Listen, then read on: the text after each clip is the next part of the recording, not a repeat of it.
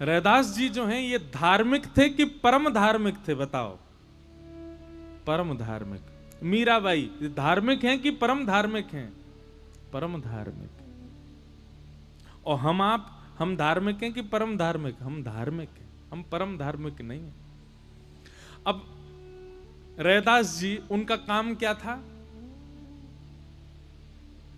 चामड़ा मधावना, चमड़े का कार्य करते थे रैदास जी। बहुत ध्यानपूर्वक सुनना। रैदास जी के चरित्र में आता है कि आपके स्थान पर एक बार काशी नरेश आया, बनारस का राजा काशी नरेश। और काशी नरेश ने आकर के, काशी नरेश जैसे आकर के बैठा तो रैदास जी ने उसको देखा। तो थोड़ी देर सत्संग सुनने के बाद में रैदास जी ने उसको कहा, हाथ करो आगे, चरणामृत लो। तो काशी नरेश के चित्त में एक बार के प्रति संशय आ गया, मैं इनके हाथ से कैसे ले लूं? ये तो चमड़े का काम करते हैं, चाम्रकार हैं। फिर भी सब बैठे थे तो उसने संकोच तो किया, हाथ आगे किया तो उन्होंने अपने कमंडल में से लकड़ी का कठौता था, उसमें से थोड़ा सा जल दिया। बोले चरणामृत है। तो जल हाथ में लेकर के काशी नरेश सोचने लगा, इसमें थोड़े बहुत चमड़े के अंश तो होंगे, चमड़े का काम करते हैं। तो उसने क्या किया, पिया नहीं, ऐसे बस इशारा किया और पूरा जल यहां से नीचे बहा दिया। जल गिर करके उसके वस्त्र पर गिर गया। और जैसे ही वस्त्र पर गिरा, वस्त्र पर गिरते ही जैसे केसर युक्त जल अगर सफेद वस्त्र पर छींटा दे दिया जाए, हल्दी का जल पीला पीला हो जाता है, ऐसे पीले पीले धब्बे पड़ गए उसके वस्त्र पर।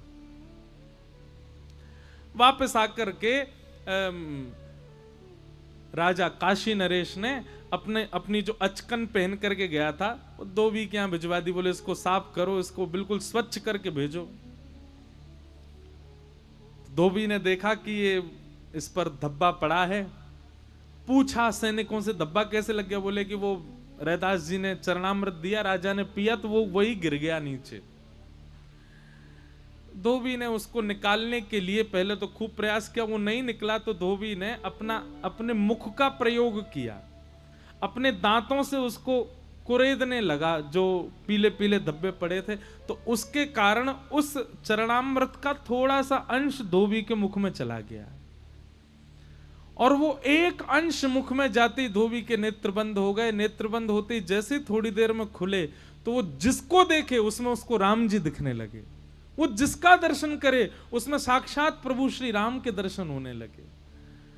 अब तो वो रात दिन राम राम राम राम जपे। अपनी पत्नी को देखे तो पत्नी को देख के भी कहे, हाँ राम जी आज कैसी सुंदर साड़ी पहन करके आए हो। न?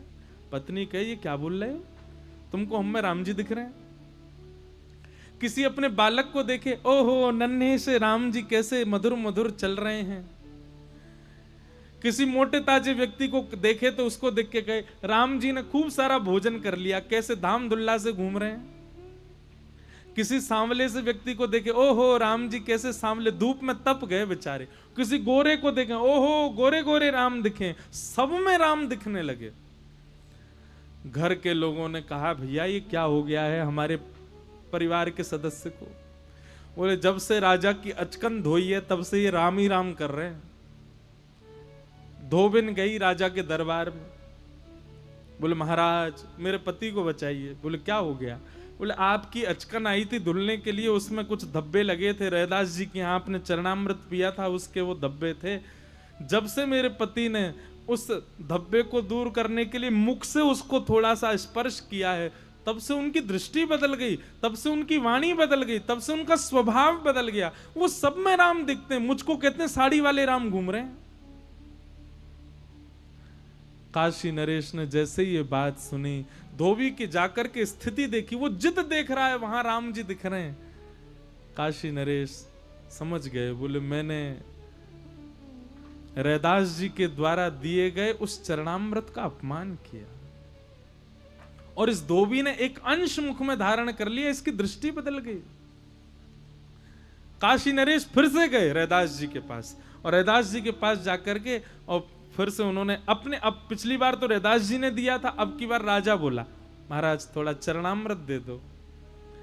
तो रैदास जी बोले, भगवान आप काशी नरेश हैं, मैं एक चाम्रकार व्यक्ति हूं, मेरे यहाँ की वस्तु आपके योग्य नहीं है, मेरे यहाँ की वस्तु आपके सेवन के योग्य नहीं है, क्षमा करें, मैं आज तो नहीं दे पाऊंगा।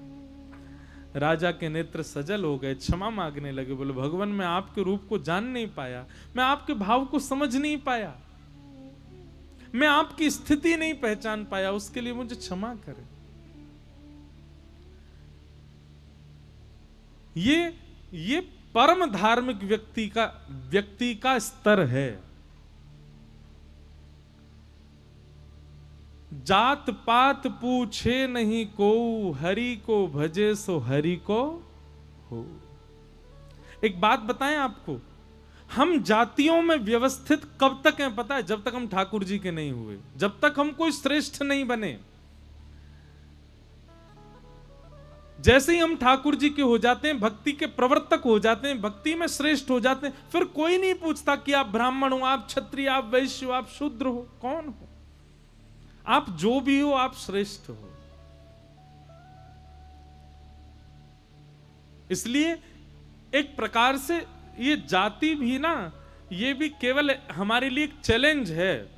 अगर तुम में सामर्थ्य हो, अपने भजन बल से अपनी जाति से ऊपर निकल के दिखाओ। निश्चित है, अगर किसी के माथे पर उर्दपुंड हो, पीला पीला चंदन लगा रखा हो, और वो व्यक्ति चाहे कोई भी हो, आप उसको देखेंगे तो आपके हाथ अपने आप जुड़ेंगे, आपके मुख से अपने आप राधे राधे निकलेगा। हम आज स्टेडियम गए, सबरे बच्चा राधे ही राधे बोल रहे थे। अरे कहां तक गए, हमारी जो सीट थी ना, कल ही रात में देखी तो वो नीचे वाली सीट मिली, तो नीचे से दिख ही नहीं रहा था मैच। हम जैसे ही बाहर गए तो वो जो टिकट चेक करते हैं, तो पुलिसकर्मी ने हमको देखा, बोले महाराज जी आप कहीं देखे देखे से लग रहे हो। मैंने, भैया वृंदावन से आए। ओहो वृंदावन से, ऊपर वाली सीट पे बैठो आप जाके। किसका प्रभाव? तिलक का प्रभाव, धोती का प्रभाव। आपका वैष्णव भेष, आपकी वैष्णवता, आपका स्वभाव, आपका चरित्र आपकी जाति के भेद को नष्ट कर देता है। फिर आपसे कोई नहीं पूछता आप कौन हो, आप जो भी हो आप श्रेष्ठ हो, आप प्रणाम के योग्य हो। ये परम धर्म है और ये भागवत जी सिखाती है।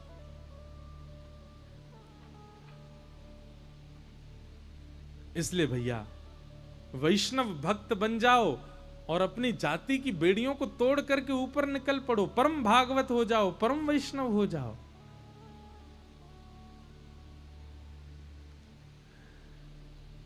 तो श्रीमद् भागवत क्या करती हैं? परम धर्म सिखाती हैं।